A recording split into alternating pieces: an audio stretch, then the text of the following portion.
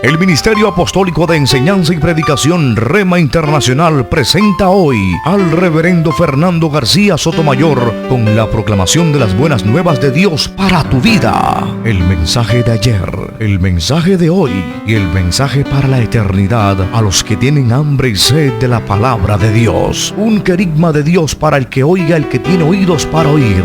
Escucha el dabar del Eterno a las naciones. Ahora es el tiempo para recibir el rema del Espíritu Santo a tu espíritu. Escuchemos con fe la memra del Señor para el alma.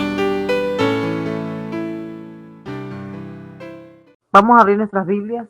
Santiago 5. Dice la palabra de Dios: por tanto, hermanos, tened paciencia hasta la venida del Señor. Mirad cómo el labrador espera el precioso fruto de la tierra, aguardando con paciencia hasta que reciba la lluvia temprana y la tardía. Tened también vosotros paciencia y afirmad vuestros corazones, porque la venida del Señor se acerca. Gracias, Dios, por tu palabra. En el nombre de Cristo Jesús, háblanos. Ministranos, oh Dios. Amén. Bien, hermanos, el Señor les continúe bendiciendo, el Señor nos bendiga por su palabra en esta tarde. A los que toman notas, podríamos darle un título a esta reflexión: que llueva otra vez. Que llueva otra vez. Bien, Santiago, el hermano del Señor, él no fue uno de los 12 apóstoles que Jesús formó, aunque hay un Jacobo, ¿no?, o Santiago entre los 12, pero no se trata del hermano del Señor. Ninguno de los hermanos del Señor Jesús creyeron en él cuando él realizó su ministerio. Gracias al Señor, ellos cuando Jesús resucita, el Señor se le aparece a su hermano. Y el testimonio de San Pablo, allá en la primera carta a los Corintios, nos dice que fue el primero al que se le apareció, resucitado. Al parecer, pues, Santiago entonces confiesa su fe en el Señor Jesús como el Salvador, como su Dios, ya no solo como su hermano mayor.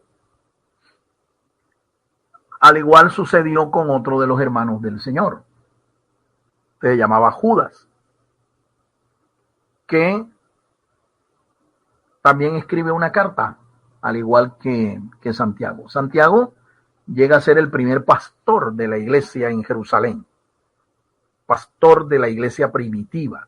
Santiago, hermano del Señor.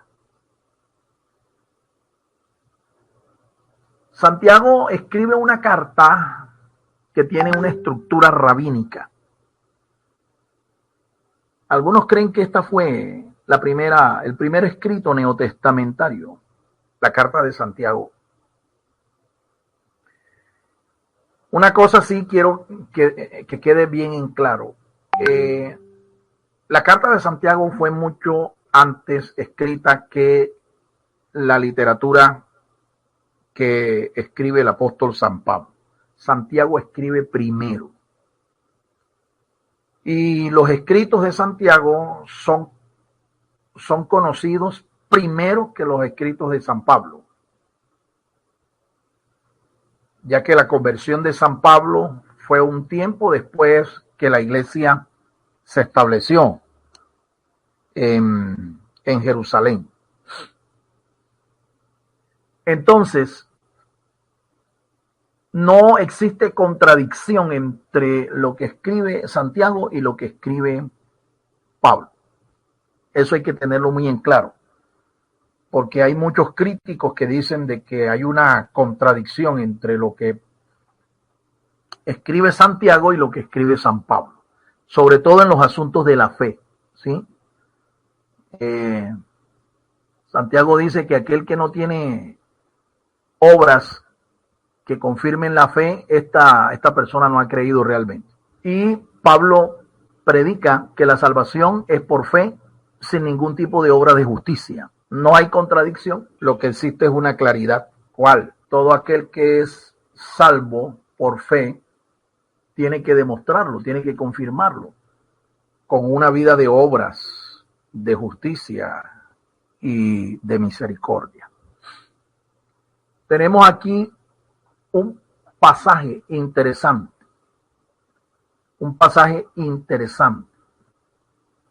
que da un consejo, una exhortación a los creyentes en vista de la injusticia que sufren los cristianos, los justos, especialmente de aquellos que son ricos, aquellos que viven en opulencia, aquellos que aman las riquezas más que a Dios. Hay un consejo aquí del del pastor Santiago. Hay un consejo pastoral aquí en vista de los atropellos y de las injusticias a las que son sometidos los creyentes por mano de esta gente avara, de los ricos de este mundo. El capítulo 5 comienza así. Se lo puede ver. Vamos ahora ricos. Y de una manera violenta, Santiago se remite a los ricos para que se arrepientan. Con esto de contexto, él entonces se dirige ahora a los creyentes. Dice, por tanto, hermanos. O sea, ante la actitud, ante la impiedad, ante los atropellos y las injusticias a las que son sometidos los creyentes por mano de los ricos de este mundo, el pastor ahora se dirige a los hermanos, a los creyentes, y les dice, por tanto, hermanos. Y allí hay una exhortación muy consoladora para los creyentes. De esto vamos a hablar, ¿sí? De esta exhortación. Antes, pues, quiero decirles que como hay allí una alusión a una frase profética, una expresión profética, la lluvia temprana y la lluvia tardía, ¿sí? Es preciso que entendamos. Para nosotros, una persona que vive en la ciudad o para cualquier pueblo que no tenga una vocación agrícola, esto no tiene importancia. ¿Qué es lo que no tiene importancia? Las estaciones que él menciona aquí, las estaciones de las lluvias tempranas y las estaciones de la lluvia tardía. Esto no tiene importancia. Siempre y cuando las personas a las que se dirija sean personas, sean pueblos, sean naciones que no dependan de las lluvias para su economía, para beneficio de su vocación de agricultores. Pero resulta que el pueblo de Israel sí tenía esta vocación. Era un pueblo agricultor por vocación. Así es que esta expresión profética y este asunto de las estaciones de lluvia temprana y lluvia tardía sí eran importantes. Sí eran importantes. Ahora, ¿por qué son importantes para ellos? Hombre, porque su economía dependía de las lluvias. La economía de ellos era bendecida si tenían buenas cosechas. La economía de ellos era arruinada, era exterminada, acabada, si ellos no tenían buenas temporadas de lluvias. Por eso es que era importante. Santiago le da a esto también un sentido espiritual que lo vamos a descubrir ahora. Ahora vamos a descubrir esto. yo les pregunté a los pastores, les dije, estimados consiervos, quiero escuchar de ustedes la respuesta a esta inquietud, a esta pregunta. Quiero escucharla porque quiero hacer dos cosas, les dije. Quiero escribir un libro sobre esto, sobre esta temática. Y dos, quiero hacer un programa de radio con la opinión de cada uno de ustedes. Así que les agradezco que ustedes me aporten, me colaboren con este propósito. No se trata de calificar, les dije yo a ellos, lo que ustedes opinan. No se trata de criticar, ni mucho menos. Se trata de que ustedes me den un aporte para este propósito. Escribir un libro y hacer un programa de radio en nuestra emisora. Hermanos, ha transcurrido un mes y tengo la respuesta más o menos de unos 12 pastores de 125. 12 pastores. Eso equivale más o menos a qué? A un 12, un 10%, ¿verdad? Un 10%. Ahora, es evidente, hay poca respuesta, ¿no? No hay aportes. Me pregunté por qué. Un pastor me dijo una razón que puede ser cierta y me animó a continuar adelante. Mi amado hermano Carlos Martínez me dijo eso. Sigue adelante, no busques la opinión de nadie y lo que Dios te ponga en el corazón, eso escribe y eso publica. Ahora, ¿cuál fue la pregunta? La pregunta fue la siguiente, basado justamente en este pasaje. Le dije yo a los pastores, la pregunta es, ¿cómo estará la condición de la iglesia al final de los tiempos? ¿Será una iglesia en avivamiento o una iglesia en apostasía? Repito la pregunta. ¿Cómo estará la condición de la iglesia al final de los tiempos? ¿Será una iglesia en avivamiento o será una iglesia en apostasía? Esa fue la pregunta y ya ustedes saben cuántos respondieron. Cuando nosotros hablamos de lluvia temprana y lluvia tardía, estamos frente a una expresión profética que nos anuncia lo que va a ocurrir al final de los tiempos con la iglesia. Y de esto quiero hablarles. Tomen nota, por favor.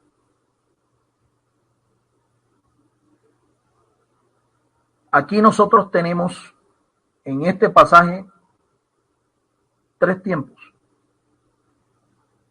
que están revelados.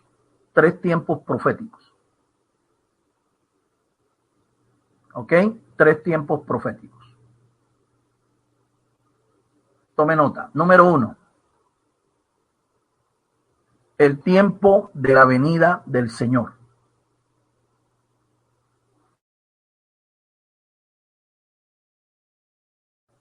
El tiempo de la venida del Señor. Número 2. El tiempo de la lluvia temprana. Y tercero, el tiempo de la lluvia tardía. Esos son los 3 tiempos o estaciones que aquí se revela en este glorioso pasaje. Tiempo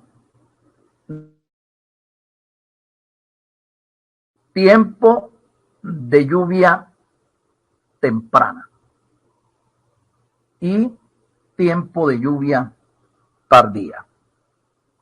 Bien. Creo que están tomando notas. Les informo, yo no tengo aquí un bosquejo de donde tomar notas. Esta es una meditación y una reflexión que ya el Espíritu Santo me enseñó y hoy se los estoy compartiendo. No tengo un bosquejo, no tengo notas de esto, mi esposa se los puede certificar. Así que espero que usted esté tomando nota. Ojalá alguien esté grabando incluso.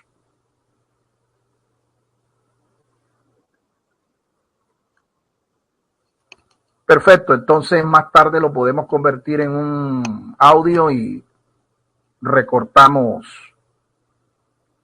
solo la administración de la palabra. Se puede, ¿no? Sí, sí, se puede. Bien, listo. Pregunto a los que han escuchado, ¿cuáles son estos tres tiempos que están revelados aquí en este pasaje? ¿Alguien que lo pueda decir? 1, 2, 3. El tiempo de la venida del Señor, el tiempo de la lluvia temprana y el tiempo de la lluvia tardía. Muy bien, gracias, pastora. Tiene buen oído y es retenedora de la palabra fiel. Bien, entonces vamos a explicar el sentido de la primera estación o del primer tiempo, que nos habla de la venida del Señor. ¿Por qué sabemos que este pasaje es alusivo a la venida del Señor? Número 1, porque se menciona 2 veces aquí en estos 2 textos. Se menciona 2 veces la venida del Señor. Y el vocablo que se usa allí es el vocablo que tiene relación directa con la aparición del Señor Jesucristo por su iglesia. En el Nuevo Testamento se usan 3 vocablos griegos que fueron traducidos como venida y que están asociados obviamente con la venida, el retorno del Señor. Pero una cosa es la venida del Señor por su iglesia y otra cosa es la venida del Señor con su iglesia. Ahora, de los 3 vocablos, 2 se refieren a la venida del Señor con su iglesia, su aparición visible, gloriosa, para establecer el reino milenial sobre esta tierra en cabeza del Señor Jesucristo, el Rey de Reyes y el Señor de los Señores. Esos 2 vocablos son el vocablo Apocalipsis, que también traduce revelación. Apocalipsis es una palabra griega que fue latinizada. Y la otra expresión, el otro vocablo es epifanía, que se refiere también a la aparición física del Señor, donde todo ojo le verá. Y Él vendrá con la iglesia a establecer su reino aquí. Obviamente que cuando Él venga, Él va a realizar algunos eventos previos al establecimiento del reino, pero básicamente Él viene a establecer el reino. Antes de establecer el reino, Él va a derrotar al anticristo y al falso profeta allá en la batalla de Megido, la batalla de Armagedón. Él va a salvar a su pueblo, Israel. Él va a poner fin a la gran tribulación. Cuando Él venga, incluso va a haber la resurrección de todos los justos del antiguo pacto. Es allí donde va a ocurrir la resurrección corporal de los justos del antiguo pacto. Es allí. ¿Sí? Allá va a resucitar Daniel, Ezequiel, Abraham y toda esta gente. Moisés. Todos los justos del antiguo pacto van a resucitar es allí. A diferencia de los justos del nuevo pacto, que van a resucitar corporalmente cuando Cristo venga por su iglesia, en el arrebatamiento, tal cual lo enseñó el apóstol Pablo.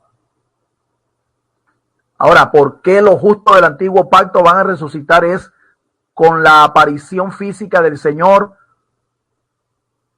en las nubes, porque así está enseñado en el libro del profeta Daniel. En el capítulo 12, allí está enseñado esto. A Daniel y a todos los justos del antiguo pacto se les prometió que ellos se iban a levantar después de este tiempo de gran tribulación. Entonces, esos dos vocablos tienen que ver es con la aparición del Señor en las nubes visiblemente para establecer su reino de paz y de justicia. Previo al establecimiento también hay un evento que va a ocurrir. ¿Cuál? El juicio de las naciones. Mateo capítulo 25 enseña eso. Juicio a las naciones. Y luego, entonces, el Señor establecerá su reino, en donde en ese sistema de gobierno van a participar tanto 12 representantes de la iglesia, que son los apóstoles, y 12 representantes de las tribus de Israel, pueblo de Dios. O sea, eso será una teocracia combinada, ¿ve? De acuerdo a lo que las escrituras enseñan. El otro vocablo al que nos estamos refiriendo aquí en este pasaje que Santiago menciona es el vocablo parusía. Parusía. Parusía es el vocablo griego que se asocia directamente con la venida del Señor por su iglesia. Y aquí Santiago está usando este vocablo y lo usa 2 veces. Lo usa 2 veces. Y el consejo, lo que trae consolación a los hermanos de parte del pastor aquí es que tengamos paciencia hasta que el Señor venga. Tengamos paciencia, dice allí el pastor Santiago. Ahora en los versos, creo que en el verso 10, allí el pastor dice que tengamos paciencia porque el juez está a la puerta. Él va a llegar y en su momento debido, en el momento justo, él va a venir a juzgar. Cuando el Señor Jesucristo venga, él viene también a hacer juicio. ¿Sí? Él viene a hacer juicio a las naciones paganas, a las naciones impías, a todos los injustos, a todos los impíos de todos los tiempos. Él va a venir a hacer un juicio. Ya les mencioné, va a haber un juicio a las naciones, capítulo 25 del Evangelio según San Mateo. Y va a haber un juicio final. Al final del milenio, el Señor va a hacer un juicio a todos los impíos de todos los tiempos. Ese juicio se llama el juicio del gran trono blanco y está en el libro de Apocalipsis, capítulo 20. Allá está. Entonces, el consejo del pastor es que mientras que el Señor viene, ¿verdad? Tengamos paciencia, así como la tiene un labrador cuando siembra su semilla y espera con paciencia la estación de la lluvia temprana y la lluvia tardía. Este consejo pastoral también es para nosotros. Tengamos paciencia, hermanos, hasta la venida del Señor. Me llama la atención el significado de la palabra paciencia, porque yo tengo la sospecha firme de que muchos creyentes no entienden lo que significa ser paciente. No entienden el sentido del vocablo, no lo entienden. Para muchos, paciencia es resignación. Paciencia es, bueno, yo todo se lo dejo a Dios, que sea lo que Dios quiera, ¿ve?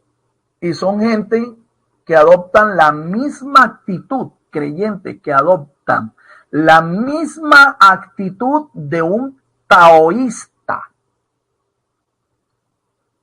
¿Quiénes son los taoístas? Los seguidores de la religión principal del Japón, el sintoísmo o taoísmo, la religión del camino. La principal cualidad de un taoísta es la inercia. ¿sí? La quietud, o sea, la falta de dinámica. Ellos dicen que el Tao lo resuelve todo. Dicen que el taoísta debe ser una persona que se resigne a lo que el Tao haya diseñado para su vida.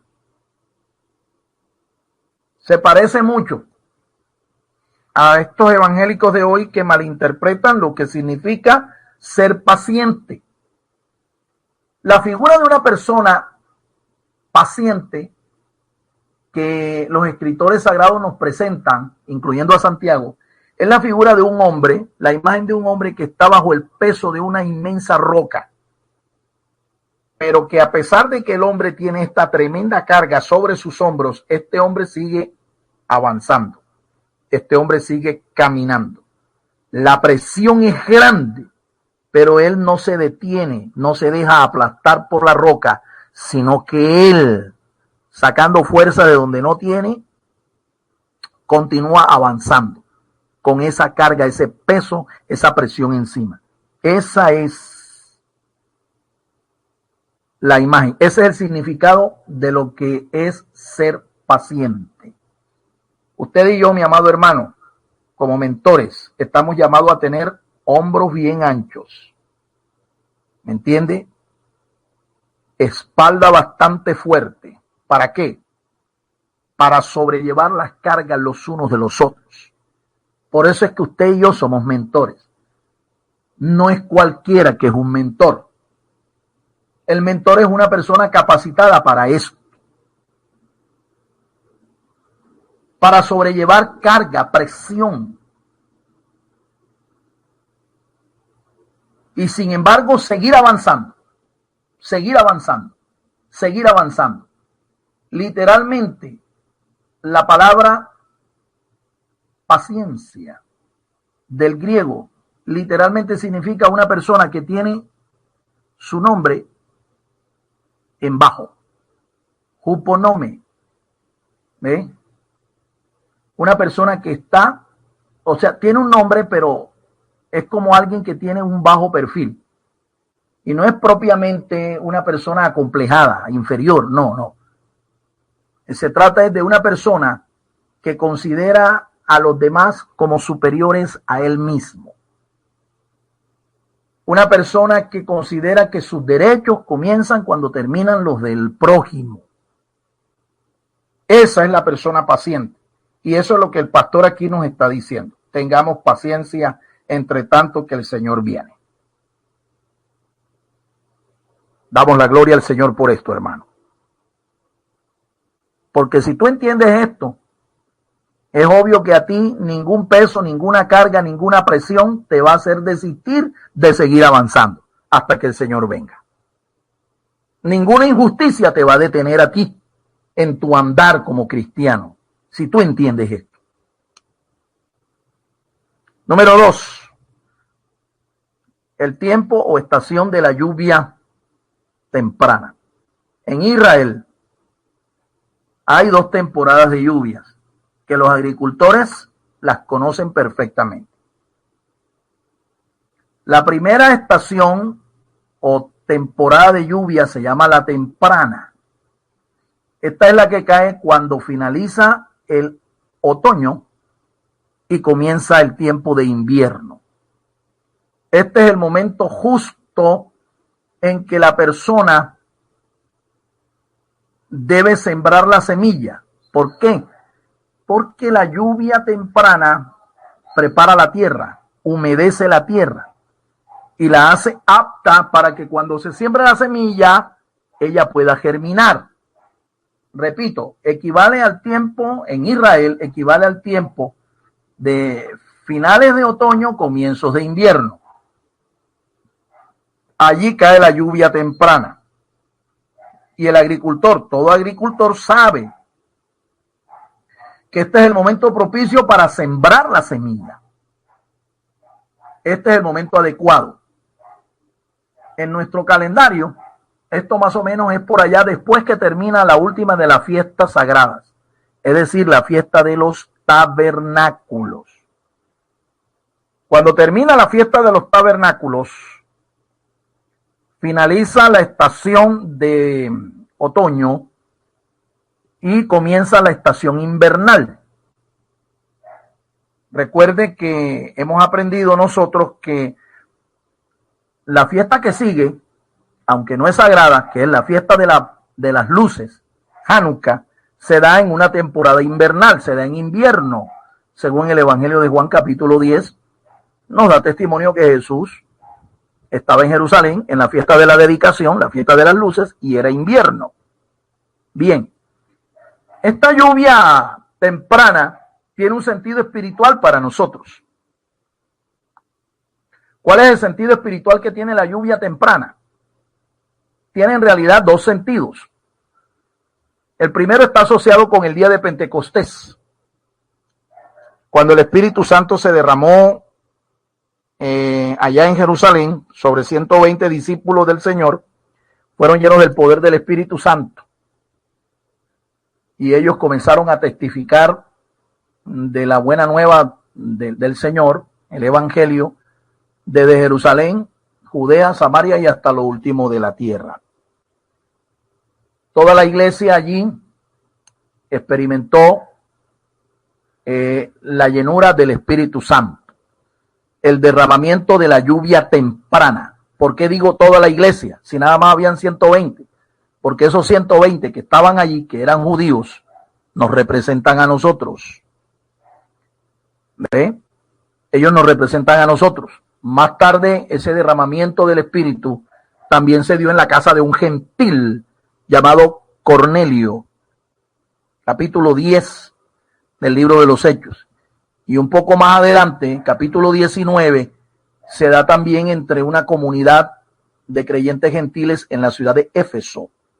Allá unos 12 discípulos fueron llenos del Espíritu Santo. Ellos no eran judíos, ellos eran gentiles. Entonces, la lluvia temprana está representada por el derramamiento del Espíritu Santo al inicio de la fiesta de Pentecostés, la fiesta de las cosechas.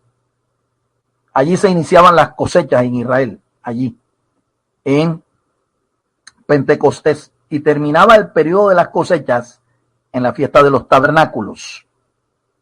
¿Sí? La cosecha final se levantaba en la fiesta de los tabernáculos, justo antes de que terminara el otoño y comenzara el tiempo de invierno. El segundo sentido espiritual que tiene esto es que efectivamente, antes que el Señor aparezca por la iglesia,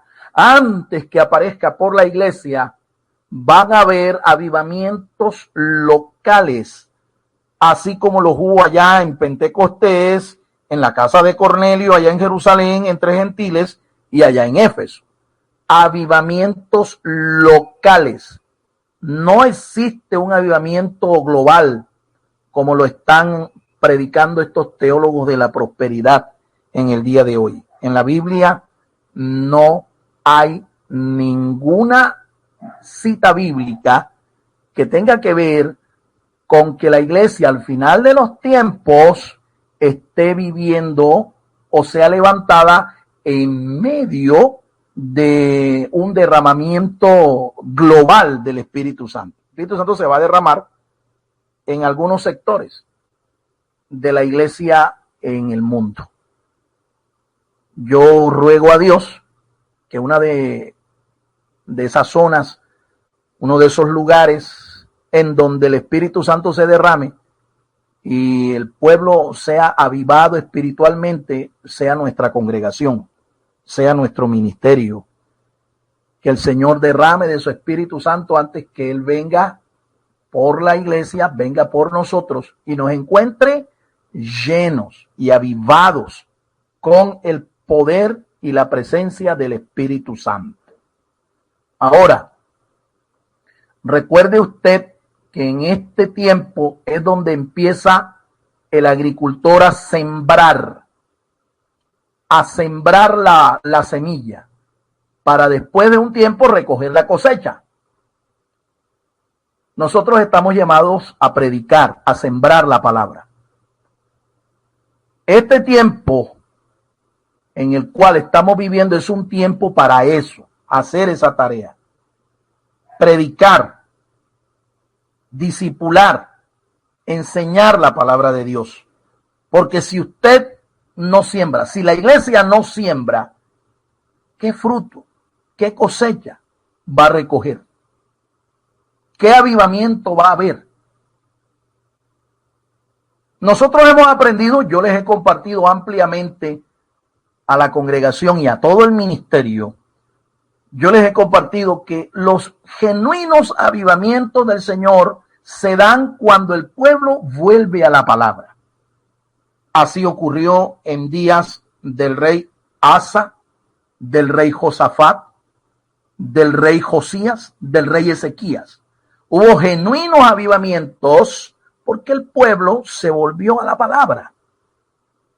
Y cuando el pueblo se vuelve a la palabra de Dios produce genuinos arrepentimientos, genuinas conversiones. Y entonces hay verdaderos y genuinos avivamientos. Pero donde no se predica la palabra, donde no se siembra la semilla preciosa de la palabra de Dios, ¿qué cosecha va a haber? ¿Qué avivamiento va a haber? Así que estamos llamados, hermanos, en este tiempo a sembrar, a sembrar, a sembrar, a predicar, a proclamar, a enseñar, a anunciar la buena nueva. Le doy gracias a Dios porque ustedes han entendido y se está haciendo un trabajo local para discipular, pero también se está haciendo un trabajo de proclamación a través de la emisora. Cada programa que usted tiene en la emisora Remanente Estéreo es una oportunidad para hacer esto. ¿Qué cosa? Sembrar la semilla, proclamar el evangelio al mundo entero, la palabra de Dios, la palabra del Eterno a las naciones. Alabado sea el nombre del Señor. Y número 3, la tercera temporada o estación o tiempo es la que presenta el pastor Santiago aquí como lluvia tardía. Esta lluvia tardía caía unos meses después. Empezaba el tiempo del invierno, la estación del invierno, ¿verdad? Entraba la primavera y justo antes, cuando terminaba la primavera, comenzaba el verano, ahí caía la lluvia tardía. Justo antes de que comenzara la estación del verano, terminando la estación de la primavera, se daban las lluvias tardías. Y los agricultores de Israel esperaban con ansiedad, con angustia, que cayeran estas lluvias. ¿Por qué, mi amado hermano? ¿Por qué? Porque estas lluvias finalmente eran las que maduraban la cosecha. La maduraban, el fruto se maduraba. Y entonces ya, listo, las cosechas estaban listas para ser levantadas. La lluvia tardía entonces representa un derramamiento del Espíritu Santo al final de los tiempos, en aquellos lugares en donde se ha sembrado la palabra, en aquellos sitios en donde se ha sembrado la semilla. Esa lluvia cae y entonces madura la cosecha. ¿Ve? Y hay gozo y hay bendición. ¿Ve? Hay avivamiento. El problema es que muchos han malentendido lo que es avivamiento con iglecrecimiento. Y no necesariamente avivamiento es igual a iglecrecimiento. Muchas iglesias hoy están creciendo, pero no es porque hay un avivamiento, sino porque sus empresarios, sus dueños, han pagado una costosa campaña de mercadotecnia y han hecho uso de estas técnicas mercantiles para dar a conocer su nombre, la iglesia, montar estructuras empresariales en las iglesias que les reproduzcan los socios, que les reproduzcan los miembros, que les reproduzcan la membresía. Entonces por eso es que usted ve que una iglesia de repente llega alguien, ¿verdad?, con la tula, como decimos nosotros acá entre comillas, monta un chuzo, monta una iglesia, le pone nombre de iglesia cristiana, compra todo, ¿no? Le monta hasta una emisora, un canal de televisión, compra sillas, equipo de sonido, hace una buena campaña publicitaria a través de los medios masivos de comunicación y usted ve que en 3 meses ahí están congregándose 1,000, 2,000, 7,000 personas. Eso se llama es mercadotecnia, eso se llama es crecimiento, crecimiento, ¿sí? Pero no necesariamente es avivamiento. ¿Cuándo se producen los genuinos avivamientos? Cuando el pueblo se vuelve a la palabra. Hechos 3:19 dice que después que Pedro predicó la palabra de Dios, allá el día de Pentecostés, la gente compungida de corazón escuchó al apóstol y le preguntó qué tenemos que hacer. Y Pedro les dijo, arrepentíos y convertíos para que vengan de la presencia del Señor tiempos de refrigerio. Es decir, tiempos de avivamiento. Tiempos de avivamiento. Mi amado hermano, estamos a la espera del derramamiento de esa lluvia tardía. Si esperamos con paciencia y si hacemos la tarea que tenemos que hacer, vamos a ver esto en nuestra congregación, en nuestras vidas personales, en nuestro ministerio. Si no lo hacemos, no espere ningún avivamiento. Es más, no espere ninguna cosecha. No espere ningún fruto. Y se va a cumplir, para concluir les digo esto, se va a cumplir lo que Jesús dijo, ¿verdad? Con respecto al final de los tiempos. Jesús dijo, cuando el Hijo del Hombre venga, ¿hallará fe en la tierra? Cuando el Hijo del Hombre venga, está hablando allí de su aparición por la iglesia, ¿hallará fe en la tierra? No, no va a hallar fe, sino que lo que va a hallar es apostasía. Las señales supremas de la aparición del Señor por su iglesia están escritas por el apóstol Pablo. El Espíritu Santo le dijo al apóstol Pablo cuando Pablo escribe su carta a los tesalonicenses, segunda a los tesalonicenses. San Pablo dijo, no vendrá, está hablando del Señor, no vendrá sin que antes venga la apostasía y se manifiesta el hijo de pecado, el hijo del diablo, el anticristo. Entonces ahí están las señales supremas que van a estar en los últimos tiempos en la iglesia.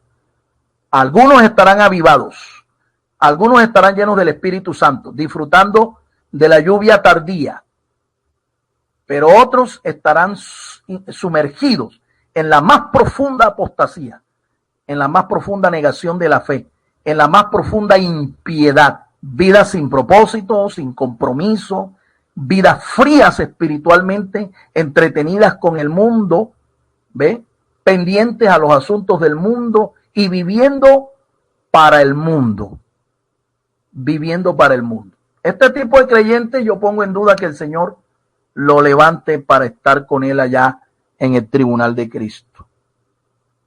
Sin embargo, debemos considerar lo que el apóstol Pablo dice. Algunos serán salvos así como un tizón que se escapa de la candela.